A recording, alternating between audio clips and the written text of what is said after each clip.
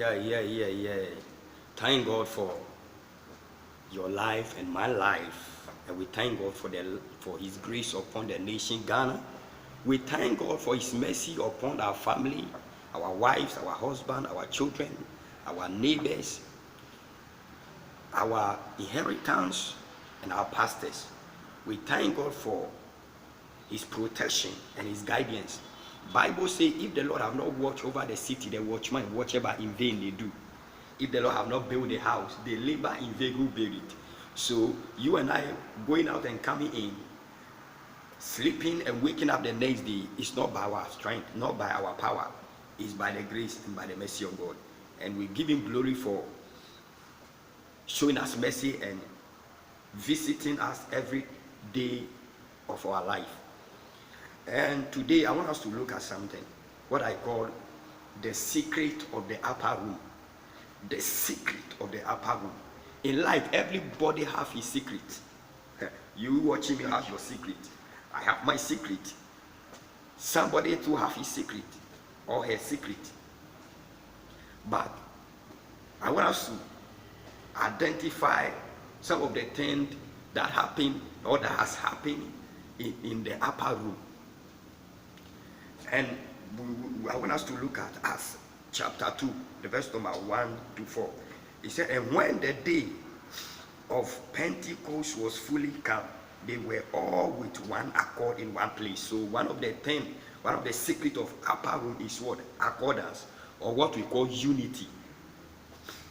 In Psalm 133 verse 1, it says, how good and pleasant is it for brethren coming together in fellowship. How good and pleasant for brethren coming together in unity of fellowship. So togetherness, your unity bring togetherness. So one of the secret of the upper room is what?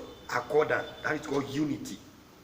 Verse 2, it said, and suddenly there came a sound from the heaven as of a rushing mighty wind, and it filled all the house where they were sitting. And there appeared unto them cloven tongues like as of fire, and it sat upon each of them. And they were all filled with the Holy Spirit, and began to speak with other tongues as the Spirit gave them utterance. And the Spirit gave them utterance. And let's go back to Acts chapter 1 verse 4. Verse 4 it said, and being assembled together with them, commanded them that they should not depart from Jerusalem, but wait for the promise of the Father, which saith he, ye have heard of me. So one of the secret of the upper room is one, unity. Unity. Amos chapter 3 verse 3, he said, two can walk except they agree. Unity. Then the next thing is what? The promise. Bible says when they assembled, when Jesus gathered the people, he gathered the apostles in unity, then he revealed his mind. He revealed his vision to them, that they should not depart from Jerusalem, but they should wait until the promise of the Father. So the second thing, the second secret of the upper room is the promise. Child of God, if you want to know the promise of God for your life, if you want to know the promise of God for your life, you want to know the reason why God have protected you to this time and you are not dead, but you are alive, then be united with the Holy Spirit. When you are united with the Holy Spirit, that is when you know the promise of the Father. In 2 Corinthians chapter 2, the verse number 9, Bible says, what the eyes have not seen, nor the ear have, neither does it enter to the heart of man. That is what God prepared for those who love him. Those who love him. So unity is working here. You can only love, you can only be united to somebody that you love. So he said, the things that you have not seen, or you have not heard, or they have not entered your heart, God prepared because what? You love him. And verse 10 said, for he revealed unto us by his Spirit. For the Spirit of the Lord searches for all, even the deep things of God. Even the deep things of God. The deep things of God. So if you want to know the promise of God for your life, Be close with his spirit. That's the Holy Spirit.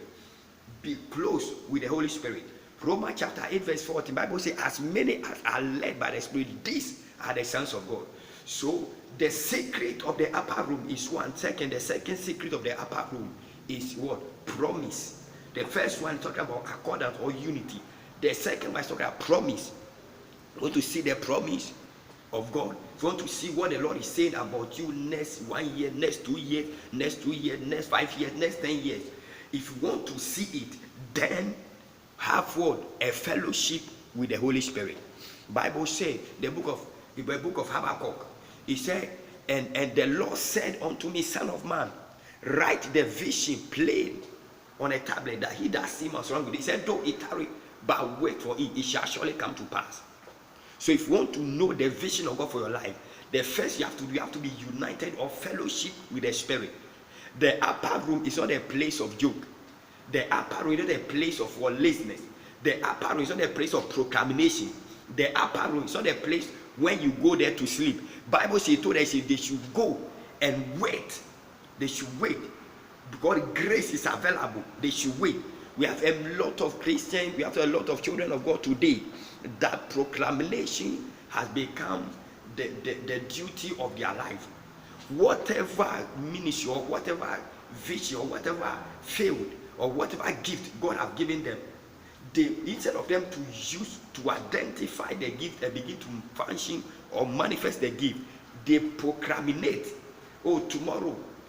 So you see somebody, that man of God, prophet who prophesied that you are going to be a great man of God, you are going to be a bank manager, you are going to be an army officer, you are going to be a pilot. And instead of the person or such fellow should sit down and begin to seek or find a way to be close with the Spirit of God, so that God will bring into manifestation whatever he said. All the time he proclaimed. Oh, tomorrow, oh, next year I'll do it. Next year I'll do it. Next 3 years I'll do it. And as you are wasting your time, you are also what? You are also distancing the gift. Distance the gift. The upper room is a place of elevation. You cannot be in the upper room and you be low. The upper room is a place of seriousness, a place of prayer. Wherever you are, you watching me, listening to me. If you are in the upper room, and you and I, we claim that we are in the upper room. The upper room is not a place of joke. The upper room is not a place of joke. The upper room is a place of seriousness. The upper room is the place of meditation. It's the place of focus. It's the place of aggressiveness. It's the place of violence in the power of the Holy Ghost. Bible says, sadly they were there and there was a rushing mighty wind. So it's not a place of liberty. It's a place of shaking. That God has to shake you so that you should be able to identify your ministry or your gift. Today, when they say ministry, they think say being a pastor or being a prophet, that is a ministry. Ministry is whatever gift that God has called you into. A bank managing, air hosting, a pilot, soldier, policeman, working in an oil firm. All those things are our ministry. So don't think that it's only men of God that they are in ministry. Everybody you are in a ministry. God gives you a gift. So in the upper room, that is where you identify that gift. Anywhere you are watching me or listening to me, if you know that you are a child of God, then you are not on earth for nothing. You are on this earth for something. Bible says in Matthew chapter 5, the verse number 14 said, it said, ye are the salt of the earth. Any salt that lose its flavor cannot be used for anything, but it shall be called good for nothing. It shall be just to throw away, and men will trample over it. Don't procrastinate. Don't waste your time. Before you realize, then your time is past. Your time is gone. Get up on your feet. Begin to use the gift. Use the gift. Use the gift. Stand in the upper room. Pray in your upper room, so that the promise of the Father will be activated upon you. Bible said they were there praying.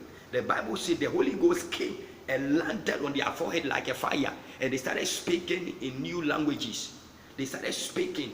Somebody watching, you want to be a great man of God, you want to manifest power. No fasting, no word of God, no meditation, and you are expecting God to manifest his power in you. If you want to get power, you have to sacrifice. If you want to get power, you have to what? You have to purge yourself and attach yourself to the Holy Spirit. If you want to get power, you have to stop doing certain things and desire, yearn for God more. The book of Psalm, Bible says, as the deer panted after the brook of rivers, so my soul longeth for you.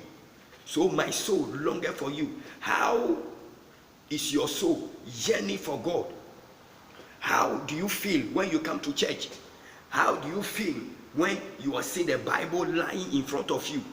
How do you feel when you open to a channel that they are preaching the word of God? Some of us, we listen to worldly songs. When you go to our phone, all what you see is human hair. All what you see is fashion. All what you see is videos moving. In the upper room, it's not a place of joke, my dear. In the upper room, there's a place of what? Proclamation. It's not a place of what? Of sleeping. It's not a place of dreaming. It's the place of what? Seriousness. It's the place of what? Focusing. Joshua chapter 1 verse 8. And God told Joshua, he said, this book of law never depart from your mouth. He said, meditate on it day and night, and be careful to do whatever thing that you see. And then you shall make your way prosperous. And what? Everything you does or you do will be successful. So in the upper room is a place of focus. It's a place when you humble yourself and you seek for God, you search for God, you test for God, you run after God, for the will of God should be done in your life. The secret of the upper room. The secret of then the third secret of the upper room is what? There is total change. When they were in the upper room, the third thing they received after the Holy Ghost came, there was a change. They speak in different language, there was a change. How the people used to know them before, their life was changed. Their life has been transformed. Bible said the other day in Matthew chapter 17, Jesus took James, John, and Peter to a mountain called Transfiguration. When they went there, the Bible said Jesus was praying, and suddenly the heaven was open, and the glory came upon them like a cloud and covered them. The Bible said Peter saw, he said, Lord, it is good for us to be here. Let's make a temple 3, one for you, one for what? Elijah, one for Moses. The Bible said as they were speaking, there was a voice said, this is my beloved son, listen to him. So in the upper room is there, so you see total change. You see total transformation. It's a place where you hear the voice of your Father. It's the place where you learn how to tune your spirit. It's a place where you know how to focus and meditate. It's the place that you learn how to stand, to face and to confront situation. Children do not go to the upper room. If you are a child, you cannot stay in the upper room. Upper room for mature people, men. Upper room is for disciples, people who discipline themselves. You cannot fornicate with ladies, fornicate with men, and you expect God to take you to the upper room. It's not down, it's up, not down. Up means elevation. So for you to get to the upper room, you need some kind of strength and energy to climb up. So there's no joke in the upper room. Fast in your bed and stay in the upper room. Stay in your closet. Matthew said, if you want to pray, enter into your secret, close your door and pray in secret to the Father who sees, and he shall reward you in public. The upper room is a place of what? Of waiting on God. Is the place of what? Waiting on your Father. Whatever you do in closet, you'll be rewarded in public. If you have nothing to do in your closet, then don't expect any public reward. The upper room is the place when in your closet you build up yourself, so that when you come to public, you manifest the thing that what you build in your closet. This moment, wherever you are listening to me, watching me, don't be happy and don't be excited at the level where you are. God, there is what? another realm. There's another height that God is waiting for you to reach. Bible says in Isaiah chapter 40 verse 32, I say, they that wait upon the Lord shall renew their strength. They shall mount as wings like eagle. They will run without weary. They will walk without tired. So don't be happy. Don't be okay. Don't be excited at the level you are. You have been in one level for 2 years, too many years. Get up and move to the next level. If you are schooling and you are in level 100 and anytime you write the exam and you fail, I don't think you'll be happy. The same thing happened to the spiritual. If you are not willing to pass the exam, to move on to the next level, you still be at where you are. And God do not move with people who are stagnant in the upper room. He moves with people who flow even in the upper room, who capture, who identify their vision and they are able to capture the vision in the upper room.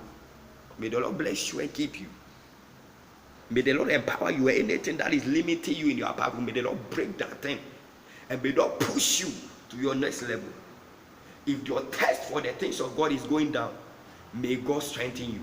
May God fill you with his power. And may the hand of the Lord fall upon you. In Jesus' mighty name, I pray for you. That thing that want to diminish you, quench your fire, may God stand on your behalf. And may God fight for you. In Jesus' mighty name, I pray with thanksgiving. Amen.